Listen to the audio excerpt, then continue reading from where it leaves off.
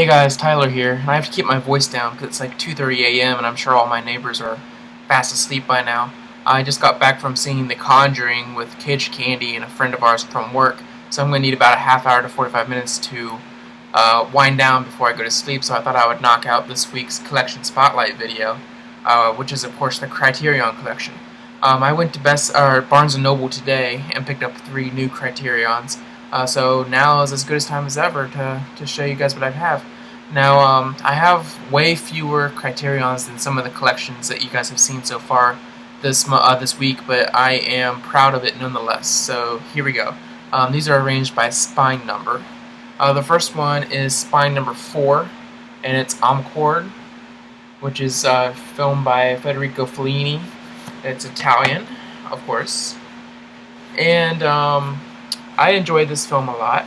I think it's a great Italian film. Not my favorite Italian film that I've seen, but it is quite funny and quite meaningful at the same time. It's a good coming-of-age drama about life in pre-war Italy. So yeah, very good film. The next is spine number 6. It is Cocteau's Beauty and the Beast. I have seen this film once, and I didn't really care for it that much the first time I saw it, but I have read a little bit more about the context of the film and read up on it a little bit more since then, so I'm looking forward to giving that another watch and possibly changing my opinion of that film. That's the great thing about owning these films on Blu-ray, is that you can watch them over and over and over again. The next one is spine number 43. This is one of the Blu-rays that I picked up today at Barnes & Noble. It is Lord of the Flies, which is a Peter Brook film. I have been a fan of the novel since I was in elementary school. It was actually banned in my school system from being read in school, but I read it on my own, and I've been in love with it ever since. I've actually never seen either this film nor the 1999 version that was remade. So I'm really looking forward to giving that one a watch. I'm sure I'm going to like it. I've heard that it's one of the best book-to-film adaptations ever made, so I'm looking forward to that. The next one is spine number 70. It is The Last Temptation of Christ, which is one of my Martin Scorsese's. I've actually not seen this. I haven't had this one too long, a few weeks I think, maybe a month. So yeah, really looking forward to giving this one a watch. There's quite a few. I have a list as long as my arm of Scorsese's that I haven't seen yet. This is near the top of that list, so I'm looking forward to give this one a watch as well. The next one is spine number 75, and this is the only Criterion DVD that I own. It is Kevin Smith's Chasing Amy. I've actually owned this film since long before I even knew what the Criterion collection was. I think I found this used at a shop for a couple of dollars several years ago when I was a teenager. This is actually my favorite Kevin Smith film by far. I haven't seen very many of them, but of the ones I have seen, this is definitely my favorite. I think it's a really good film, and I'm glad that Criterion gave it a treatment, despite being a more modern and more mainstream film. I think that there's things to be said about sexuality and relationships in this film that run deeper than a lot of Kevin Smith's other films. So yeah, there's that one. The next one is spine number 173, and it's another one that I picked up today at Barnes & Noble. It's The Life and Death of Colonel Blimp.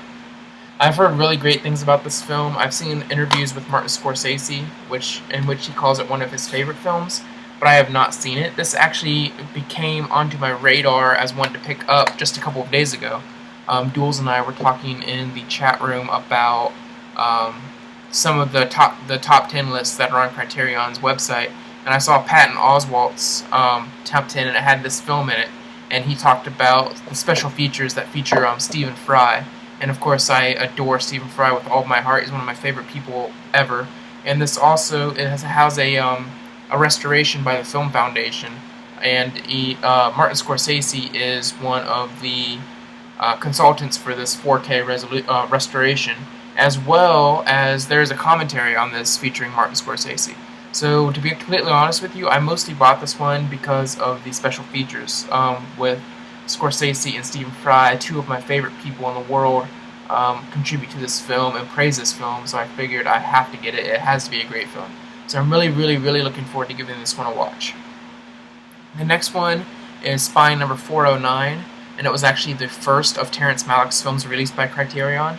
It is Days of Heaven, and I have seen this film, as I've seen all of Malick's films, and I really, really enjoy this. I think this is maybe my next to least favorite film of Malick's, but don't take me the wrong way, it's still a fantastic film. I adore everything Malick does, and this film, it's a beautiful, beautiful film, one of the most beautiful films of all time, and it's really, really a good film. Not as successful as Badlands, not as philosophical as, say, The Tree of Life, so it's kind of in the middle somewhere there. The next one is Spine number 476. It is The Curious Case of Benjamin Button, David Fincher. Of course, this is the only one that I have that's in an Amray case. It's the only Criterion I've ever seen in an Amray case. I wish that I could get a replacement case for this, but that would require printing a new sleeve, and I don't have a high enough quality printer to do that. So until I get a good printer, it'll have to stay in this Amray case. I've actually never seen that film either.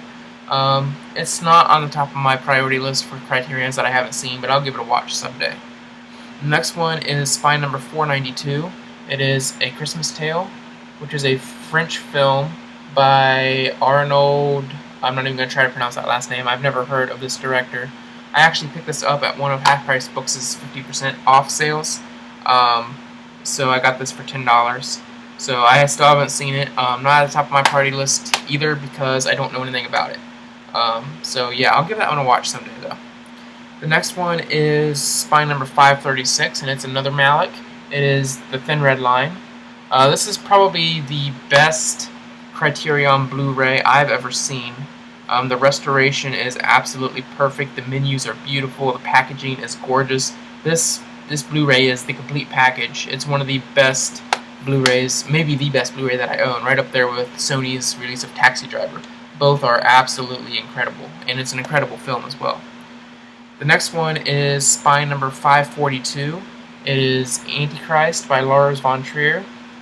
I have not seen this one yet. I loaned this out to Cage Candy shortly after I purchased it, and he has seen it. I have not watched it yet.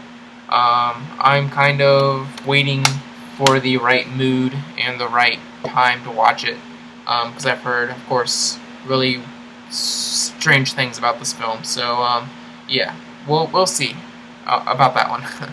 The next one is 565. It is Charlie Chaplin's The Great Dictator.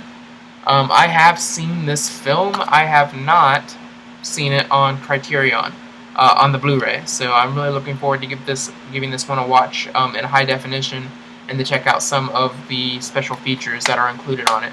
It's a great film, one of the funniest films I've ever seen, and it, of course, has that great speech at the end. The next one is Spine number 591, and is inexplicably the only Lumet film that Criterion has released. It is 12 Angry Men, which of course is by Sidney Lumet, and I've seen this film, I don't know, half a dozen, 8, 9 times, I don't know how many, and it's just a great film. I have seen it on the Blu-ray, and it looks great in high definition. The special features are really great. It's just a great release. The next one is Spine number 638. It is Following by Christopher Nolan. I waited for a good 5 or 6 years for this film to get any kind of release, because it was discontinued on DVD before Batman Begins even came out.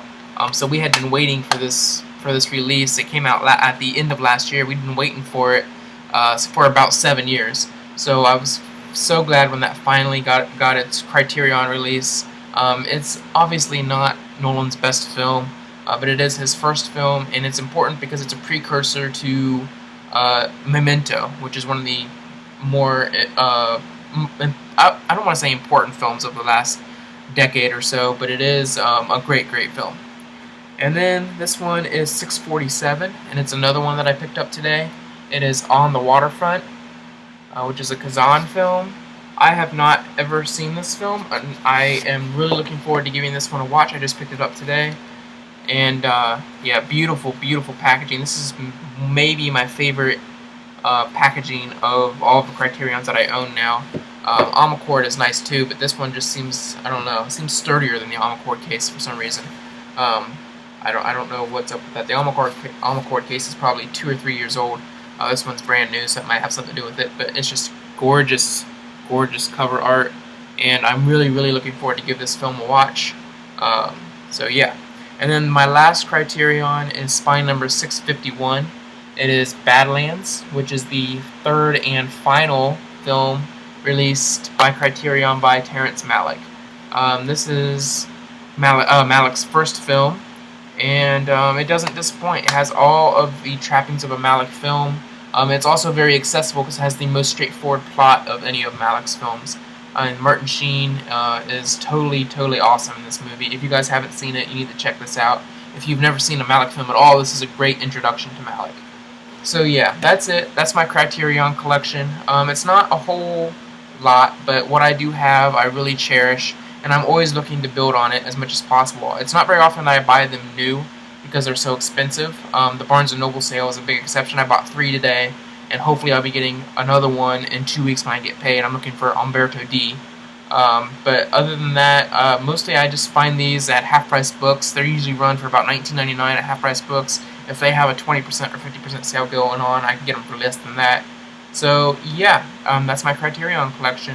If you guys have any questions, comments about any of those films, you can either comment down below on YouTube or on Reddit, and I will see you guys on the flip side. Peace.